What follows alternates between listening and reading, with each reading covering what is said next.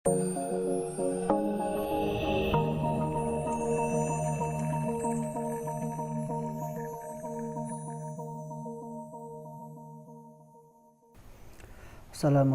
warahmatullahi wabarakatuh.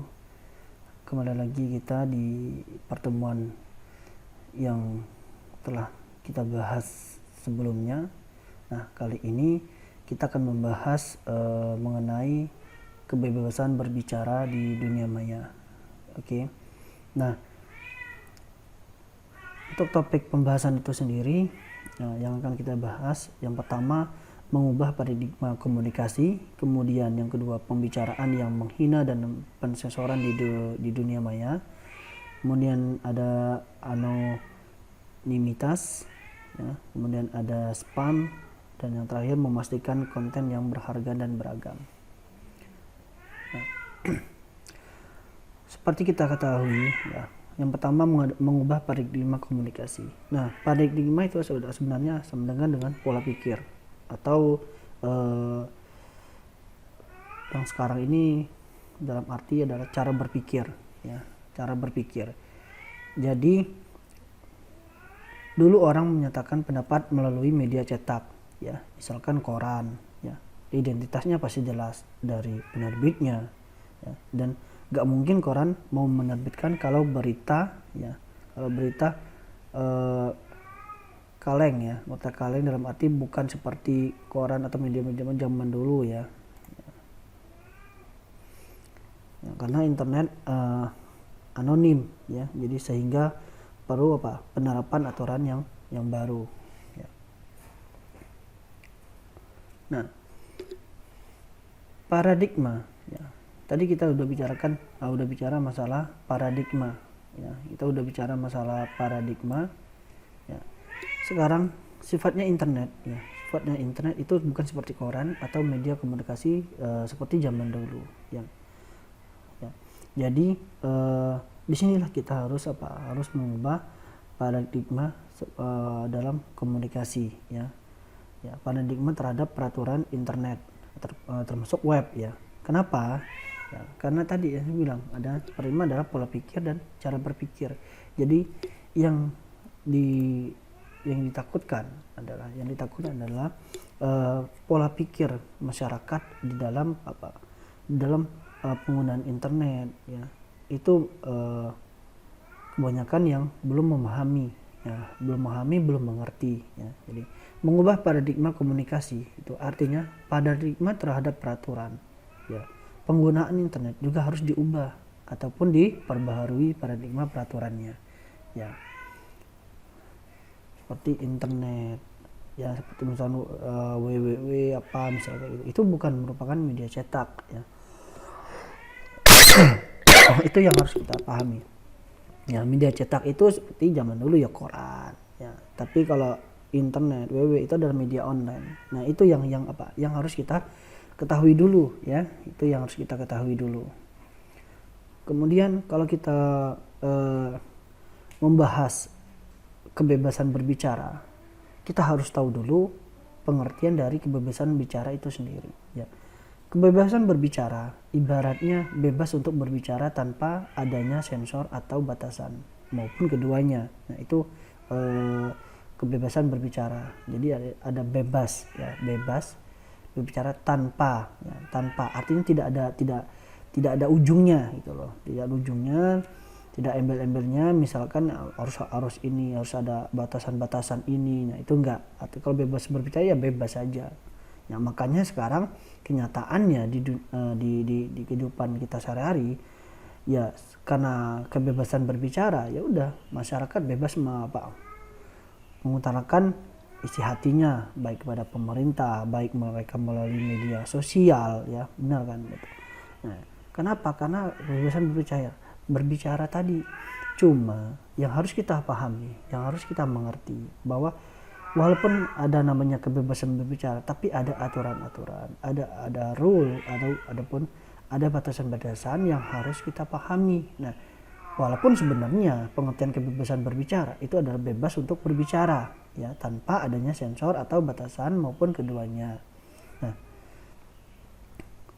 prakteknya, ya, Prakteknya apa? Dari pengertian yang kita pahami tadi ya, bebas untuk berbicara tanpa adanya sensornya, prakteknya apa? Prakteknya kita tidak bisa bebas berbicara. Kenapa? Kalau kita bebas berbicara yang tidak, apalagi menghujat seseorang di media sosial, ya udah kita akan diadili gitu loh, dimasukkan dalam proses hukum ya. Seperti kita ketahui ya, ini ada namanya kasus karena dia bebas berbicara, tapi dia berbicara juga melalui media online ya, dan dia bercerita mungkin sama temannya ya. Ini ya Prita Mulyasari, mungkin kalian kenal ya mungkin kalian kenal ya, kasus dari Prita Mulyasari yang dari rumah sakit rumah sakit Omni ya, dari rumah sakit Omni. Jadi dia mengatakan bercerita ya, keluhan selama dirawat di rumah sakit Omni kepada beberapa temannya.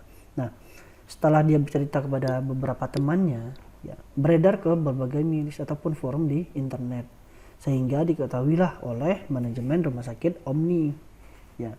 Nah, akhirnya manajemen rumah sakit Omni mengatakan bahwa itu pencemaran nama baik. Nah, sehingga Prita digugat baik secara perdata maupun pidana. Kenapa? Karena si Prita ini dikatakan bahwa dia terkena pidana atau perdata berdasarkan pasal 27 ayat 3 Undang-Undang Internet dan Transaksi Elektronik ya, yang menerapkan setiap orang dengan sengaja dan tanpa hak mendistribusikan dan atau mentransmisikan ya, dan atau membuat dapat diaksesnya informasi elektronik dokumen elektronik yang memiliki muatan penghinaan atau pencemaran nama baik. Dia kena tuh ya. Dia ada pasal 310 dan pasal 311 KUHP terkait dengan pencemaran nama baik, sehingga Prita terkena dampak dari kebebasan berbicara tadi.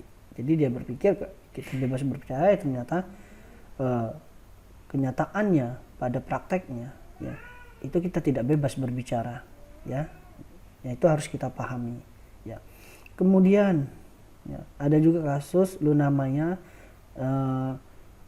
bersama dengan infotainment kan, pada tahun 2009 ya. Itu umpatan yang dilakukan Luna Maya melalui Twitter ya, secara spontan karena dia kesel ya, dia mengundang amarah kalangan infotainment, dan sehingga Luna Maya terjerat pasal 27 ayat 3 digunakan sebagai tali penjerat ya.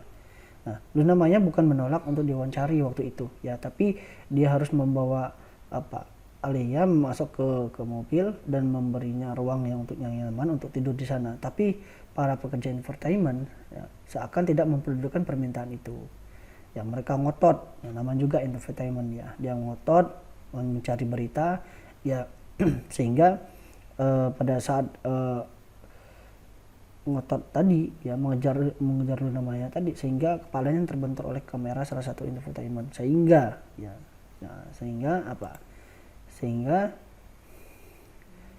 Luna Maya amarahnya memuncak ya, ya, tetapi di depan infotainment dia tidak mengeluarkan kata-kata makian ataupun umpatan ya, cuma dia menyampaikan kekesalannya ya, itu melalui Twitternya ya. Dia menulis infotainment derajatnya lebih hina daripada pelacur, pembunuh. My our soul burn is hell. Nah itu loh. Jadi yang harus kita lakukan, yang kita harus pahami ya. Jadi jangan sampai di media sosial, di media online, apapun bentuknya yang kita gunakan, itu jangan sekali-sekali kita menghujat ataupun mencemarkan nama baik seseorang ya, mencemarkan nama baik seseorang, walaupun sebenarnya di satu sisi kita yang benar ya, kita benar gitu loh, tapi di sisi lain orang melihatnya itu ada kesalahannya di mana? Karena ada undang-undang ITE, itu masalahnya. Jadi undang-undang itu mengatur bahwa kita tidak bebas berbicara, apalagi berbicara di media online. Nah, itu yang harus kita pahami ya. Sebenarnya banyak kasus-kasus yang beredar karena bebas berbicara, apalagi berbicara di media online. Ada juga yang kasus di SPBU ya, di SPBU di warga Yogyakarta ya, itu warga Yogyakarta dia berdebat bersama dengan salah satu tentara ya, marah-marah karena dia tidak mau antri ya, direkam oleh orang-orang di sekitar ya, sehingga viral lah. Nah ini loh, jadi jangan sekali-sekali kalian melakukan hal yang memang bisa merugikan diri kita sendiri ya. Seperti juga ada kasus Ahok ya, kasus Ahok yang mana dia menghina, bukan menghina sebenarnya, bahasanya gimana ya, kasusnya waktu itu kalau nggak salah masalah ayat di dalam Al-Quran ya, sehingga Ahok itu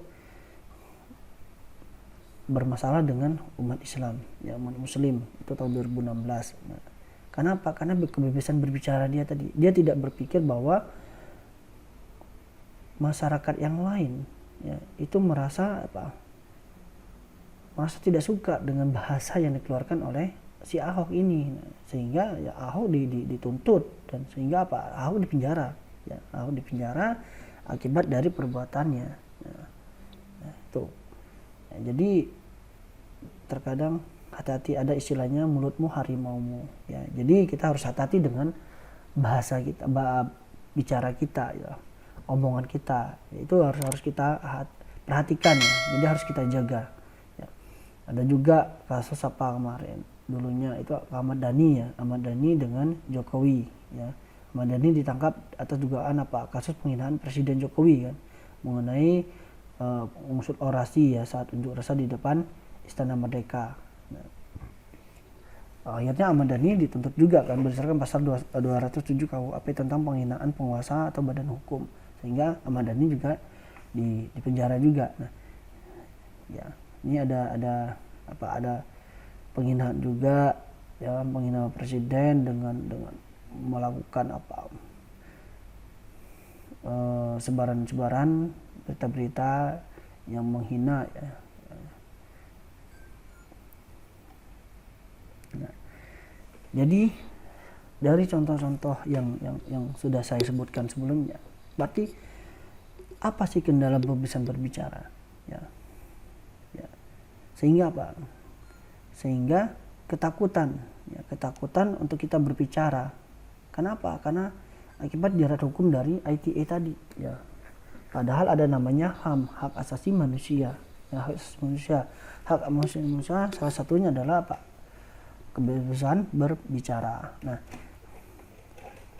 kendala kebebasan berbicara ya, itu jerat hukum ITE menimbulkan ketakutan ya berbagai pihak untuk berbicara melalui internet, menjadi ganjalan penegakan kebebasan berpendapat di Indonesia ya. Nah, secara jelas aturan mengenai kebebasan berpendapat dan berekspresi tercantum dalam Piagam PBB, tetapi pada kenyataannya ya untuk menegakkannya dalam sebuah negara tidaklah mudah. Jadi kenapa tidak mudah ya, karena banyak aturan-aturan, banyak kalangan tertentu yang memang tidak berpendapat yang sama, sehingga terjadilah perbedaan-perbedaan pendapat ya. Kalau kita ngomongin penegakan aturan tidak mudah ya, aturan tidak mudah. Kenapa saya bilang penegakan aturan tidak mudah ya, karena seperti kita ketahui ya, dampak dari aturan-aturan yang menekankan pada kendala ataupun kebebasan berbicara ya. Banyak aturan-aturan yang sekarang yang membuat kita terdiam, yang membuat kita tidak mau berbicara ya. kita takut berbicara. Ya, kenapa? Karena ada aturan-aturan penegakan yang tidaklah mudah untuk dilakukan. Nah, itu loh. Itu yang menjadi masalah. Ya. Kemudian pembicaraan yang menghina dan pensoran di dunia maya. Ya. Kalau kita ngomongin pembicaraan yang menghina dan pensoran di dunia maya, sebagai contohnya kayak ini, kayak Ahok tadi ya, seperti Ahmad Dhani. Ya. Kategori pembicaraan yang menghina dan pensoran di dunia maya jika memuat pembicaraan politik atau keagamaan. Nah, itu menjadi salah satu faktor di mana kita tidak bisa bebas berbicara, apalagi kita bicara masalah politik atau keagamaan. Nah, itu sangat rentan sekali. Seperti apalagi pornografi, ya, itu pornografi. Jadi kita menyebarkan video-video yang seharusnya tidak layak untuk kita sebar, ya, di media sosial, apalagi di media kita ya, media online kita. Ya, itu dampaknya luar biasa. Ya, karena sekarang jangan sekali-kali Anda menghumbar ataupun melakukan penghinaan ya di dalam dunia maya. Kenapa? Karena di balik itu ada aturan-aturan yang membatasi semuanya ya. Jadi kalau kita menghujat seseorang di dunia maya, ya udah, tinggal kita tunggu waktunya. Waktunya apa? Waktunya Anda akan diproses oleh hukum ya. Nah, tinggal Anda dipanggil ya. Mungkin Anda dituntut oleh pihak yang dirugikan, itu bisa saja terjadi ya. Jadi balik lagi ke awal, artinya jangan sekali-kali Anda memberikan pernyataan ya, menyebarkan sesuatu yang memang itu akan merugikan, baik merugikan kita sendiri maupun merugikan orang lain. Itu yang harus kita perhatikan. Oke, mungkin sekian dulu pertemuan kali ini. Kita akan lanjutkan di pertemuan berikutnya. Selamat siang.